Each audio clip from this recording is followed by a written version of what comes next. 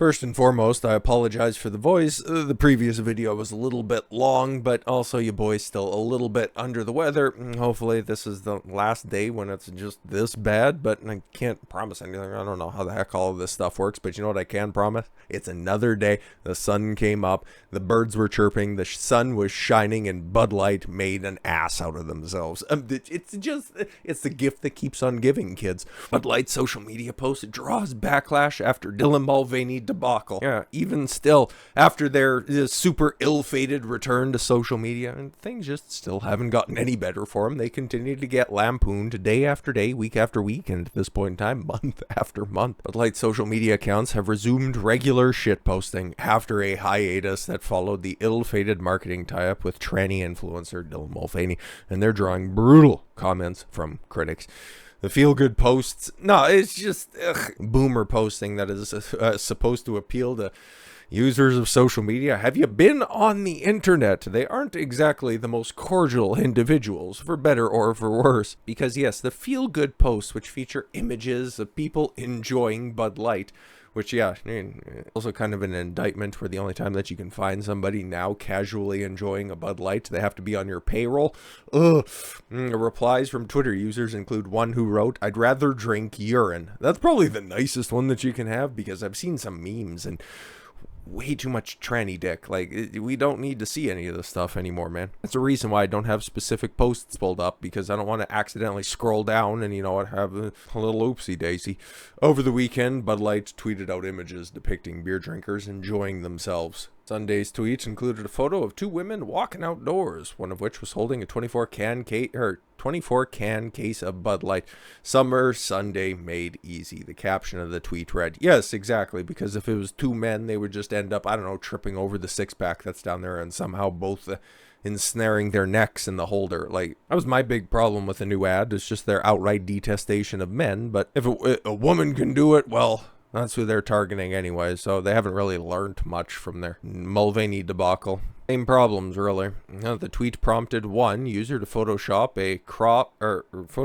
to crop an image of a large trash bin. Seems to be as if the woman was about to toss a case of Bud Light out into the dumpster. Another cropped image made it appear as if the two women were walking through a garbage dump while listening to the song Garbage Dump. And if you don't know about that, well, don't worry about that. You don't need to know who necessarily sings that song. Let's just say one of the producers was recently released from jail after a 53-year stint. Just, you know, hey man, just a little additional reading if you're interested.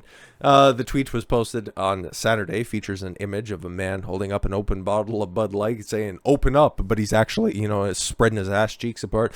It's Saturday, let's have a good day. Aw, see, they're all just nice. They're all just, you know, let's all just be friends again, guys. Don't worry about it. We don't have to apologize to you, for disrespecting you, calling you idiots and victims of misinformation. It was just one can. It was just one post. God damn it. Come back. We got mouths to feed. Like, shut up. One snarky responder tweeted, "You haven't had a good day in almost 4 months. Fucking, you know, hey man, if demands is right, demands is right." Each of the tweets were deluged with negative responses, from one vowed to boycott the brand over its Mulvaney partnership. Wow, original thought, guys. "Best ratio are Bud Light ratios," one Twitter user wrote. Pretty fucking base. "Oh wow, they got a brand new backyard tour kicking off. Aw, how adorable. They're gonna have One Republic, Midland." That looks like the type of country music act that Bud Light would sponsor in today's day and age. Dashboard Confessional, and Bush. Oh, Bush is going to be playing in Charlottesville. I bet you they're hoping some people in the crowd are going to show up with Bud Light sponsored tiki torches. On Twitter, a ratio refers to a tweet that generates more comments than likes or shares, and quote tweets as well. Okay, let's keep it a buck. A surefire sign that a post will be met with a largely negative reception, unless of course it's like, make sure that you comment. What do you think about this situation? For just idiots trying to drive engagement. Another Twitter user joked that whoever is managing Bud Light social media accounts have a difficult task in front of them. Shout out to the Bud Light intern who has a difficult job of hiding every reply. Yeah, oh yeah, if you take a look at any given post that they have out there, you can always guarantee that there's going to be hidden replies, and if you want some of the spiciest the memes that are out there, but you also just need to go ahead and expect a certain amount of scrotum if you go and take a look. There you got the little icon right there, you can see it. But yeah, we could have an entire segment dedicated to just going through the social media response for Bud Light even this far into the boycott, and a lot of people have. That's not quite what I'm entirely interested in. I just want to take a look at the absolute gaslighting in real time. Bud Light lost its crown as America's king of beers, but hey, guess what, guys? It was going to happen even without the conservative boycott. It's just a conservative boycott. This is Business Insider, by the way. You thought that they would have just a little bit more integrity, but no, of course not. This is like assessing the Indiana Jones 5 situation and just going, yeah, we know that it's shit, but it was always going to underperform. It's just the post-COVID reality of the theaters. Just don't look at the box office results of any other contemporaries that are out there. No, this was always going to happen. You're an asshole for pointing it out. Modelo is the king of beers in the United States, or perhaps El Rey de Severas is more fitting. Yeah, see, that's king of beers in the Spanish. I was going to say in Mexican, but that would be a racism. We wouldn't want to do that. For the second straight month, Modelo was America's best-selling beer in June, and also likely to be for July as well. According to data released last week from consulting firm Bump Williams, accounting for nearly 9% of all sales, recently took the crown from Bud Light, which saw its market shares drop to 7%. But no, see, they aren't even doing the honest thing of saying that, yeah, for 2 consecutive months, but they still have hope and they'll just be able to hang on. But they already had a premise in mind before gathering any pesky facts that are out there. Bud Light, which took the title as America's best-selling beer in 2001. Yes, when the towers were still fucking standing. That's how long they've been in charge. But no, man, this was always doomed to be the case. Just fucking stupid. Has seen its sales dip over the past few months.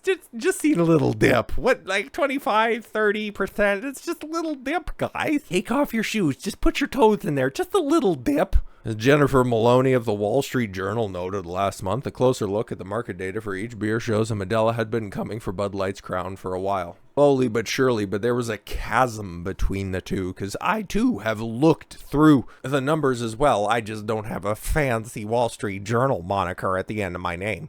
Modelo and Michelob Ultra, another Anheuser Busch brand, were both on track to eventually doing a lot of heavy lifting in that statement. To overtake Bud Light, Maloney wrote, citing long-term market share data, long, like end of the decade, maybe. But before the boycott began this spring, a reshuffling of U.S. beer rankings appeared to be at least a year away. Yeah, at least. But Bud Light seen that and went, all right, bet. We're just going to go ahead and hire this insufferable feminist. Because what's the worst that could happen? Anyways.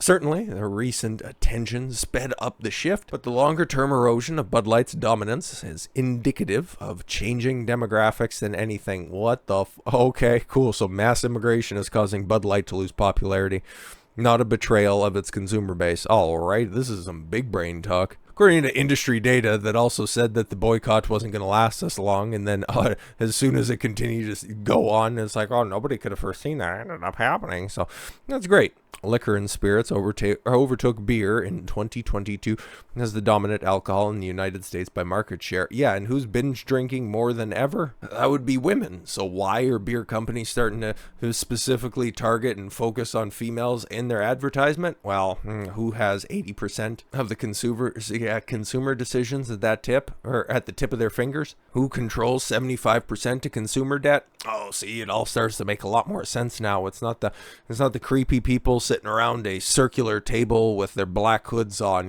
controlling and pulling all the puppet strings. It's not the New World Order. It's just follow the money, man. Cha-ching. And within the beer category, the growth of Modelo has been boosted by a growing Hispanic population and a shift to more premium options. God, this is rewriting history in real time. As Barron's Markets Associate Editor Jack Hugh pointing out on Fox Business show Barron's Roundtable. Oh, we've heard of this guy before. Everybody kind of figured Bud Light was getting hit by that boycott, so it fell out at number 1. Yeah, no, that's called facts, you fucking tard. Hugh said, later adding, the Hispanic drinking age population in the United States has been growing faster than the non-Hispanic one. So there's been a trend toward premiumization of beer. Modelo is the corporate premium cousin to Corona. Yeah, then why aren't we seeing that same type of boost for Corona? Oh, interesting. So the question is, what happens next? And yeah, okay, if you want to point to shifting demographics, okay, just take a look at the economic output of those waves of mass migrants that are shifting the demographics, would they have the expendable income to go for the premium option as opposed to the cheap and effective version? See, it just all falls apart when you aren't trying to push a narrative. So the question is, what happens next? Recent research from Northwestern University suggests that the boycott is going to be incredibly successful. Bud Light is eventually going to have to take their head out of their ass if they don't want to continue to ship pallets and pallets of free beer. It suggests that the impacts of product boycotts and boycotts when consumers are encouraged to purchase a product being boycotted by others can be short-lived. Yeah, but there's no other side to this. There is no boycott to this boycott that's going on right now. The gay lobby was actually removing the beer more than these quote-unquote conservatives that are out there. But yeah, you had to take this research to Northwestern University to figure out that, oh, most boycotts are actually short-lived. But again, everybody's known that this has been kind of a black swan affair where your traditional research and your different understanding of events doesn't hold the same water anymore. Neil Reed, a professor at the University of Toledo, another big brain, who studies the beer industry, told Reuters that the Bud Light boycott is lingering longer than expected. The boycott has now become something much more permanent. It's become greater.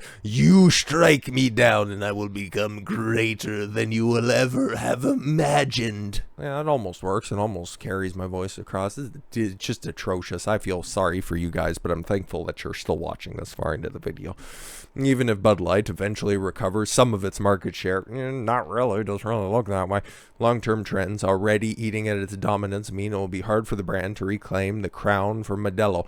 That's interesting because you're doing all of this ex post facto rationalization, but you didn't tell us why everything was going to end up going out this way. Well, trends were eventually leading that way, but again, you didn't want to point out the fact that Bud Light had something like a 20% lead over Modelo, and at the way that they were going, it had taken fractions of a percentage dig into Bud Light's lead, and Bud Light was still gaining at the same time when it comes to popularity. So this entire myth that was pushed by your fired VP of marketing, Alyssa Heinerschneid, that it's fratty and out of touch and we don't like that kind of humor anymore, and it's just kind of a brand that's been in decline for a long time. That was just factually untrue. You just made it fact because of your poor decisions. So with all that said, thank you all very much for the gift of your time. I've been Don Consuelo. I want you to follow your gut and get after it. Take care, everyone.